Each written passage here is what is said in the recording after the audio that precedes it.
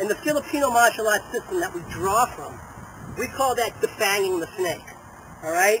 So if we can take out the animal's paws or the legs or a human's hands or the elbows, they're pretty much incapacitated now because they can't grab, they can't get you close to hurt you. So there's different distances regarding that. The first distance is called long range. The long range basically means is that I can hit someone and they're kind of far away. What I mean by far away is that his weapon or his hands can't touch my face, but I can hit his hands. Okay? Then we have close quarter combat, which means the guys bridge the gap and it's almost like a wrestling, struggling match. Well, I can't just try to hit the guy like this, but I can use the butt end. I can use this when I'm in that close. Okay? And we have a ground fight. So even though this is a long stick, by using all the different parts of it, here, here, here, and here, we can get really in close. And that brings me to a very important point, is that if you're fighting an animal's attacking you, there's no long range. He's not staying out there stalking you, giving you a fight and getting out. He's coming at you all the way, full tilt. You are going to be in long range. Even if it's a small 30, 40-pound animal. When they come at you and they hit you, there's a good chance you're going to go right to the ground. I've had 50-pound dogs just bull rush me and knock me on my ass, okay? Little 50, 60-pound shepherd knocked me right on my butt. So if you can imagine some big or wild animal, okay, coming at you full tilt, or some person who has bad intentions. You see a lot of YouTube videos about stick fighting and that type of thing, and even regular fights, okay? And they stand up in long range and they sort of spar with each other like a little kickboxing competition. That's not how bad people with bad intentions fight you. If they're a felon and you're in their way, or maybe they're going back to jail for another 15 to 20 years, they're going to come at you full speed until they get rid of you. All right, so they're not going to stand out here and kickbox you like you see on Ultimate Fight and stuff like that. You're going to see someone come at you, maybe with a knife, and they're going to come at you hard, okay? Which brings me to another point. See, and I have this blade in my hand, okay? Just because you have a stick doesn't mean you can't use your knife as well.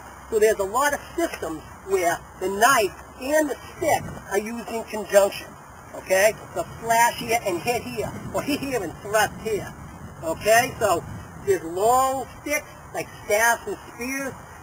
There's shorter sticks like this collie stick, sometimes referred to as an eskrima stick. There's edge weapons. Usually, if I didn't have the stick, my blade would be in my strong hand. But because the long weapon is in my strong hand, the weaker hand is now going to have the edge to it. Okay, so there are a lot of ways that you guys can implement and use these weapons, okay? You don't just have to just think that you pick it up and swing it. Much more to it. And as a conclusion, guys, I just want to show you one thing. These YouTube videos, they're kind of like a pain in the ass because I really only get 10 minutes unless I do and get involved in extended versions. But I think 10 minutes is long enough. As far as footwork, you know, you get into these traditional systems and they have all these male and female triangles and, you know, hourglass formations and such. Basically, guys, as far as footwork is concerned, it's not the Arthur Murray school of dance, okay? You can go forward, you can go backwards, you can go left, you can go right. You can circle backwards both ways, you can circle forward, you can fake one way or the other, all right? There's no real put your foot here, step here, shift your weight here. That's a lot of malarkey. I guess it's a good training for beginners who pretty much can't even walk and they're the most uncoordinated person. But for us, we don't train that way. We put a stick in someone's hand, we start moving around, and we're trying to hit people. That's how we learn, okay? That's our mentality. If we get in close, we're going to start elbowing. If I can thumb someone's eyes, I will. I'll start kneeing them to the groin, and I'll start elbowing. And remember, just because it's a stick doesn't mean you can't punch. So you can punch, too. So when you're out walking in the wilderness, you just pick up a stick. There's a lot of ways this thing can be used.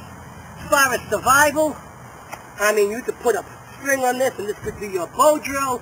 You could use this as a fishing line. You could set snares. I mean, we could go on and on and on what this thing could be used for. Arrow shaft. Okay, but today we're just talking about a primitive stick that you could use to defend yourself on the trail if you needed it. Okay?